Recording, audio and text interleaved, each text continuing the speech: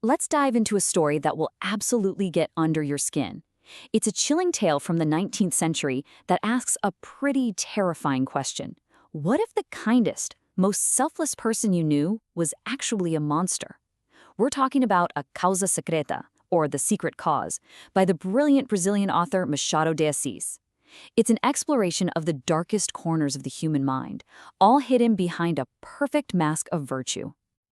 So, right off the bat, the story hits us with this deeply unsettling idea. Can pure, selfless altruism actually be a cover for something truly monstrous? That is the exact puzzle we're going to piece together today as we take a hard look at the story's main character.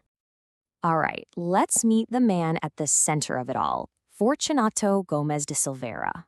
On the surface, this guy is a hero, a humanitarian, a pillar of the community. But from the very beginning, something about him just feels off. We first see Fortunato through the eyes of a medical student named Garcia, who watches him do something incredibly heroic. He sees Fortunato rescue a total stranger who's been stabbed in the street. Fortunato doesn't know him, but he takes complete control, pays for everything, and makes sure the guy gets care. Later on, he even helps found a charity hospital and works there with this unbelievable dedication. Seems like a model citizen, right? But as Garcia starts observing him more closely, that perfect image starts to develop some serious cracks. The story starts throwing these unsettling contradictions at us that are just impossible to ignore. And we begin to see two very, very different sides of the same man. So on one hand, you've got the selfless nurse, but he has these cold, almost lifeless eyes. He's the dedicated hospital founder, but Garcia notices he gets a little too much enjoyment from watching gory, violent plays. He'll even just casually kick a sleeping dog in the street for no reason at all. And maybe weirdest of all, he cruelly mocks the very man he saved, humiliating him when he comes to say thank you. And this quote right here, it just nails Garcia's dilemma, and ours. He sees this incredible, rare dedication in Fortunato's work, which is undeniably a good thing. But at the same time, he feels this deep sense of repulsion. He knows something is fundamentally wrong here, and he gets obsessed with figuring out what it is. These contradictions, they're not just little quirks, they are major clues. And when we follow Garcia into Fortunato's private life, that mask doesn't just slip, it starts to completely fall apart. So Fortunato picks up a new hobby. He gets interested in anatomy and physiology. But his studies aren't exactly academic. He starts dissecting and poisoning stray animals. And when their screams start to bother the patients at his hospital, he just packs up his whole cruel operation and moves it into his own house. And this is where we see the toll it takes on his wife, the gentle Maria Luisa. She is absolutely tormented by the sounds of his experiments, but she's so terrified of him that she can't bring herself to ask him to stop. She actually has to beg Garcia to step in for her, pretending it's just a concern for her own delicate nerves. You can just feel the fear in that house. And now we get to the story's most famous scene. This is the moment of absolute horrifying clarity. This isn't just another clue. This is the answer to the entire puzzle, and it's revealed in an act of just breathtaking cruelty. Garcia walks in and finds this. Fortunato has caught a rat. He claims it ate an important paper, but his response is so far beyond punishment. He is systematically torturing the animal. He holds it over a flame, cuts off one paw, then lowers it just enough to feel the fire, then pulls it back to cut off another. He does this slowly, methodically, making sure the creature's agony lasts as long as possible. But here's the real key. Garcia is watching Fortunato's face during all of this, and what he sees changes everything. There's no anger. There is no hatred. What he sees is a vast pleasure, quiet and profound. The same look another person might get from listening to beautiful music. He is experiencing pure aesthetic joy from this act. And finally, Garcia has a name for what he's seeing. This isn't about justice or revenge. It's sadism. Fortunato isn't punishing the rat, he's using its agony to get a feeling of supreme pleasure. For him, the suffering of others is a form of art. And with that, all the pieces just click into place.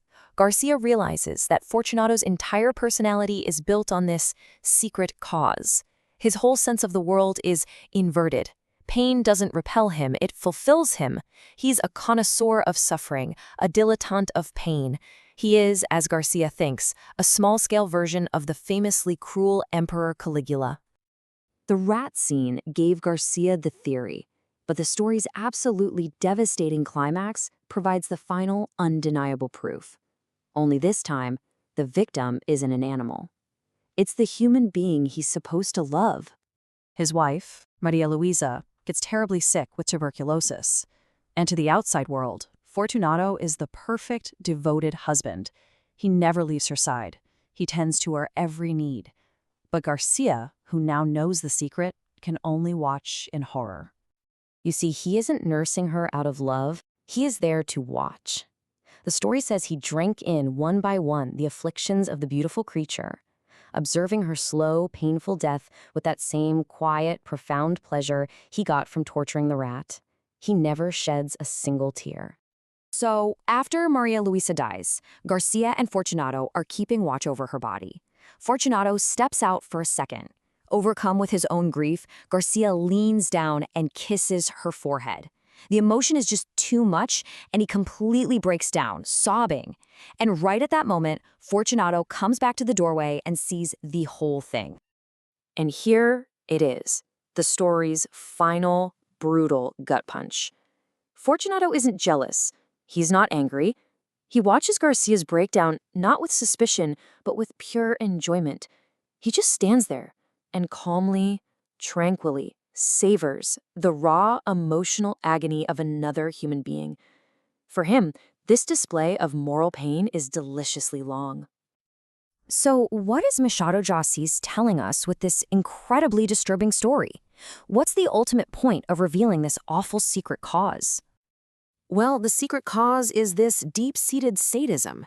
It's an egoism so complete that the only way it can feel anything good is by consuming the pain of others, whether that's the physical agony of a rat or the emotional agony of a grieving man. It's the idea that the absolute worst motivations can hide right under the most respectable surface. And this is where the story is just genius. Everything we thought was good about Fortunato was actually just a tool for his secret pathology. His altruism, it wasn't about helping people, it was about getting a front-row seat to their suffering. His dedication to the hospital wasn't about healing, it was about observing pain up close. His entire life as a philanthropist was just an elaborate, socially acceptable costume for a monster. And that leaves us with one final, very unsettling question. This story isn't just about one fictional character. It's a lens for looking at the world, forcing us to ask, what hidden motivations, what secret causes might be driving the actions, both good and bad, that we see all around us every single day?